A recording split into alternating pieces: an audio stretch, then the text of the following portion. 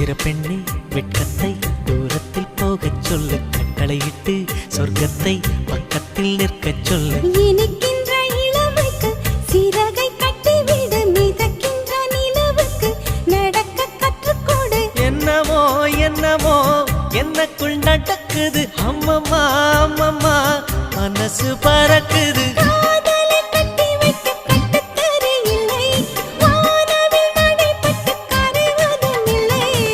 வானத்து நிலவெடுத்து வாசலில் வைக்கட்டுமா?